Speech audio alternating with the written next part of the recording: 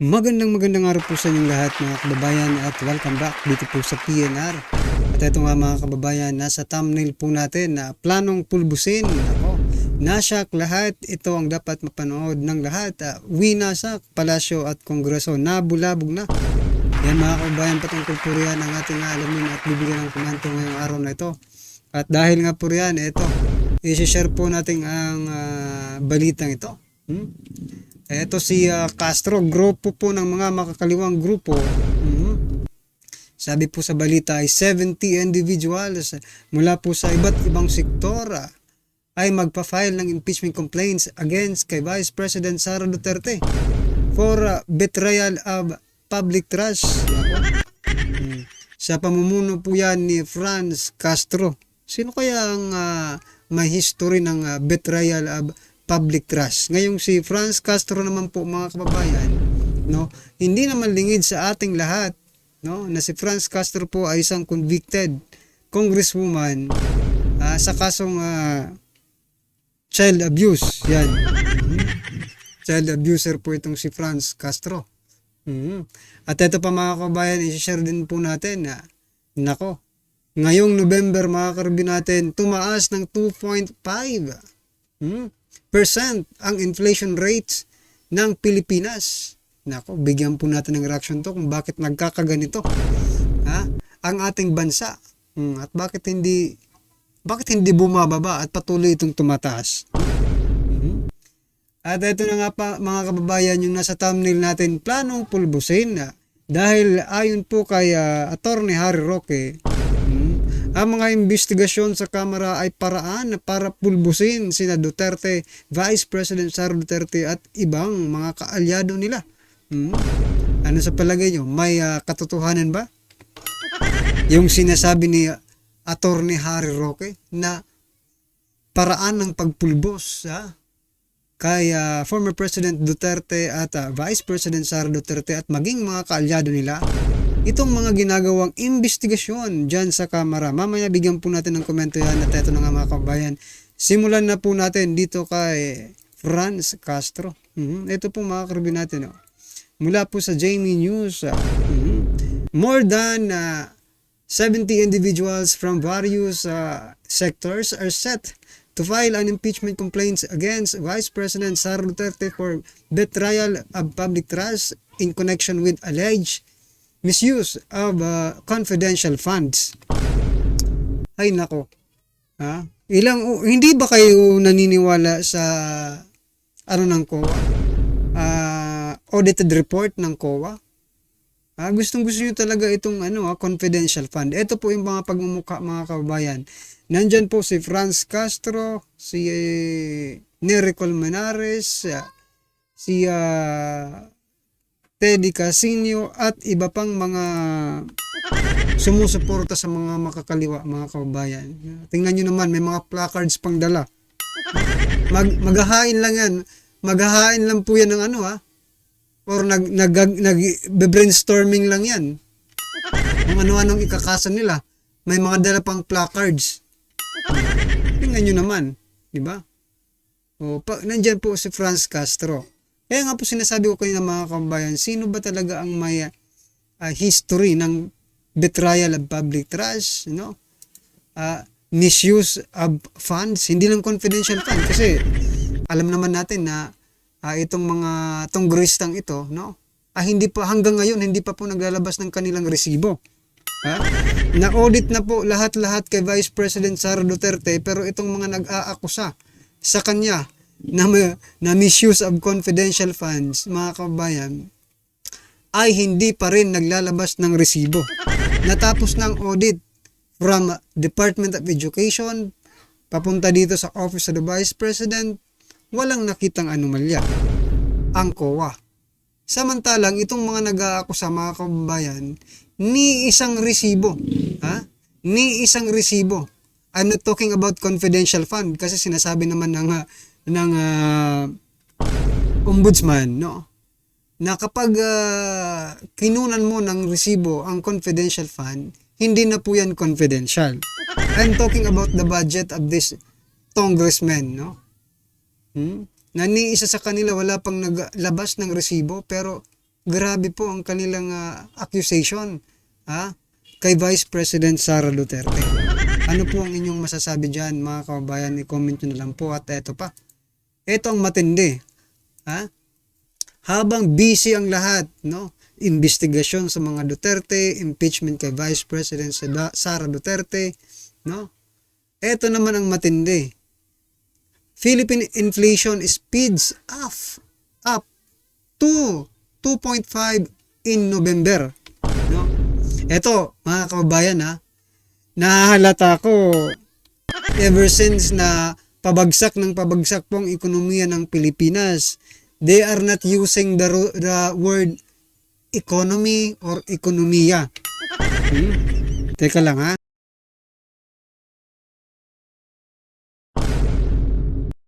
Sa madaling sabi po, mga kababayan, this inflation rate, ito po yung ekonomiya natin, mga kababayan.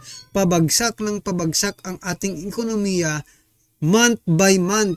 Ngayon, 2.5% po ang itinaas. Sa susunod, sa December, ilan naman kaya siguro ang itataas? Hanggang sa matapos po ang kanilang termino, pataas po yan ng pataas, mga kababayan. Hindi po yan bababa. Yan ay opinion ko. Bakit po? Maaring paras tayo ng opinion. Kasi ganito po Wala naman pong ginagawa ang ating gobyerno para malisen, no? Itong inflation rate ng ating bansa or pababain po yung yung kahirapan at saka pataasin ang ekonomiya ng ating bansa. Wala naman po silang ginagawa. Ang ginagawa lang po nila, sabi nila to ease, no, the inflation rate, mag-aayuda sila, no. But it's not the solution for inflation rate na mag-ayuda po ng ayuda.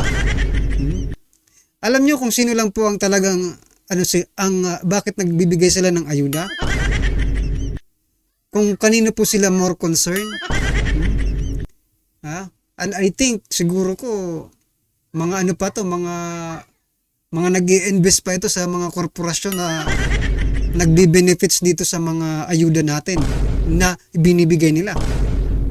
Kasi for example, mga kababayan, nagbigay ng ayuda, may perang taong bayan, bili ng bili dyan sa mga department store na yan. Diba? Sa mga department store. Kikita po ang store na yan, itong mga hinayutak na ito, may bumibili siguro ito ng mga share, diba? Mga stock dyan sa mga department store na yan na malalaking korporasyon. Ginagamit lang po tayo, mga kababayan. Sila actually ang nagbe-benefit ng ibinibigay nilang ayuda. Maliban pa yan sa nakukurap nila sa pamimigay ng ayuda, tumataas pa, no, yung kita nila dahil kahit mahirap, kahit mataas ang inflation rate natin, nakakabili pa rin kahit papaano ang taong bayan dahil sa ayuda nila na tumatagal lang naman ng 1 to 2 weeks or 1 week lang, diba? Wala na. Yung mga korporasyon ang nagbe-benefits, yung mga store na yan, na kung saan sila rin ang may-ari siguro ng mga yan. Nagtatanong lang po, mga kababayan. Kasi kung may ginagawa sila, hindi naman ganito halos buwan-buwan na lang 2%, 2.5, 2.4, di ba? Yung pagtaas ng inflation rates ng bansa natin.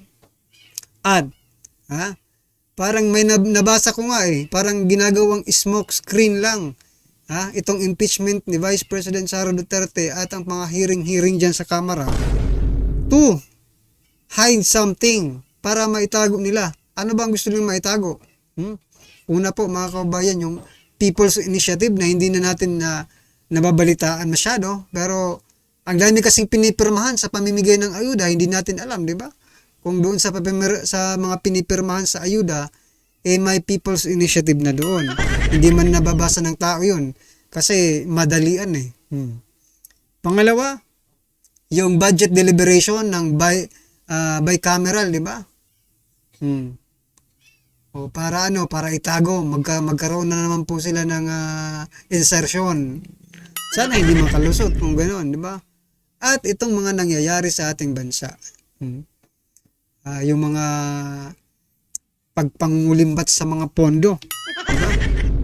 Yan, ginagawang smoke screen lang si Vice President Sara Duterte at ang mga Duterte at ang mga allied na mga Duterte para po sa kanilang mga hidden agendas, mga kababayan, no? Grabe. At ito na nga, mga kababayan, ayon po kay Attorney Harry Roque, nako, investigasyon ng Kamara, paraan para pulbusin sina Duterte, si former President Duterte, Vice President Sara Duterte at iba pang mga kaalyado nito. Eto, pakinggan po natin to. Lang daw ng Kongreso ang kanilang ginagawang investigasyon para pulbusin sina dating Pangulong Duterte, Vice President Sara Duterte at ang kanilang mga kaalyado. Yan ang naging pahayag ni Attorney Harry Roque sa eksklusibong panayam nito sa DZRH. Ayon kay Roque, wala naman daw intensyon na magpasa ng panibagong batas ang Kongreso. Ginamit na halimbawa ni Roque ang impeachment complaint laban kay VP Sara bilang patunay na walang basihan ng mga opisyal sa paghahain ng complaint. Dagdag niya, hindi naman daw sapat na ebidensya ang pagiging spoiled brat ng pangalawang Pangulo para maghain ng ganitong klaseng reklamo. Kahit daw na ganito na ang kinahinatnan ng kanyang kaso, patuloy pa rin daw niyang ipaglalaban ang kanyang karapatang pantao dahil naniniwala siya sa majesty at rule of law. So yan, mga kababayan, kayo po ba ay naniniwala dito kay former spokesperson Harry Roque, Attorney Harry Roque, na itong mga ginagawang investigasyon sa Kamara ay isang paraan para pulbusin, durugin, sina Vice President Sara Duterte at former President Duterte at iba pang mga kalyado nito? Bakit? Ang tanong, bakit? At nagkataon lang ba na ngayon nila dapat pulbusin si Vice President Sara Duterte? Or talagang sinasadya nila dahil meron pong papalapit, no, na mangyayari? Ano po yung sinasabi mo? Malapit na pong election no? Midterm election. Kaya gustong-gusto nilang siraan, pulbusin, no, ang mga Duterte. Well, anyway, mga kababayan, ano pong inyong reaction dyan? I-comment nyo lang po sa baba. At ito na nga, sama-sama, sabay-sabay po natin pakinggan na panoorin at bigyan ng komento ang video ito. Ito na po.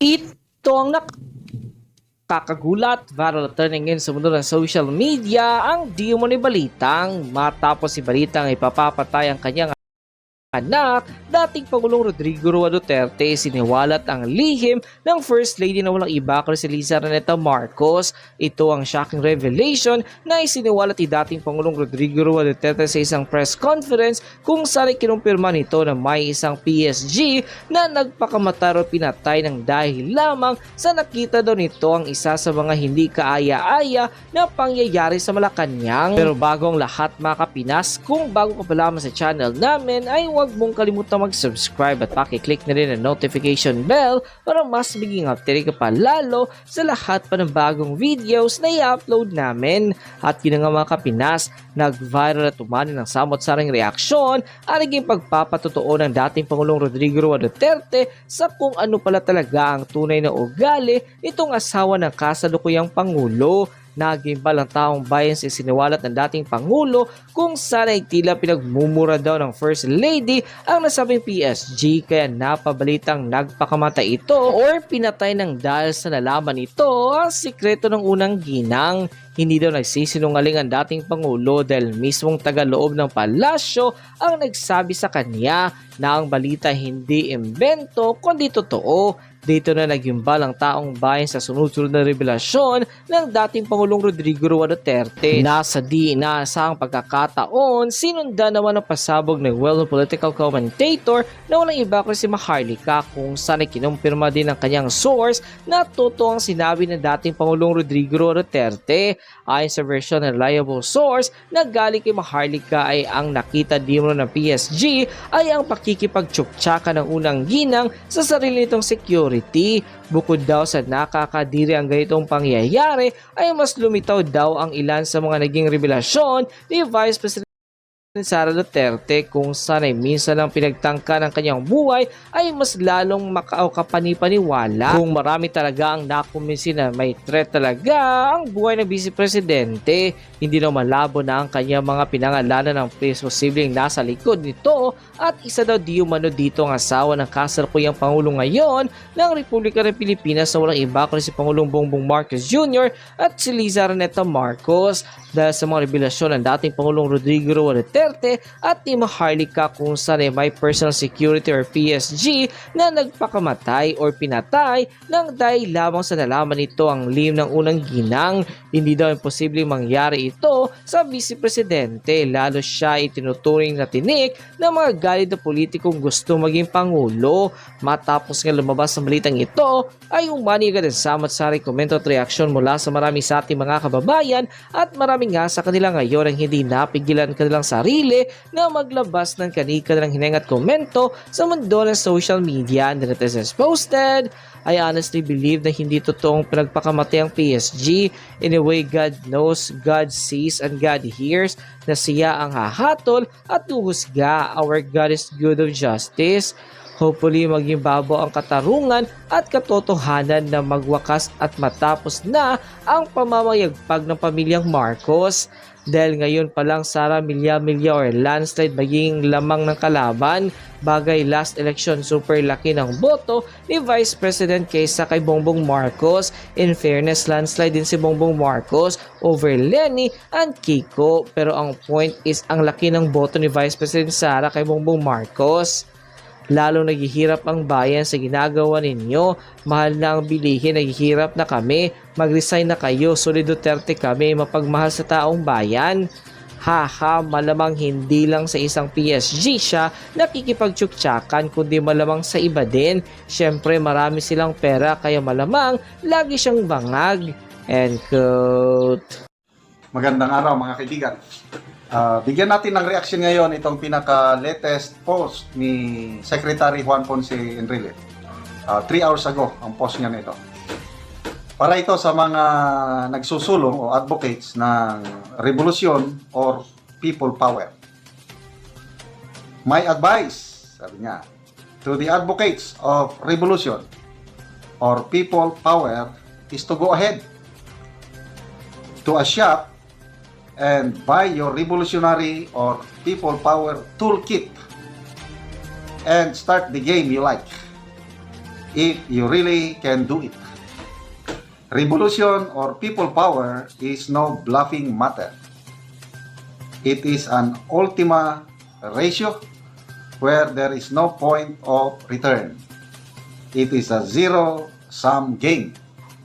Either you win or you lose. That's it.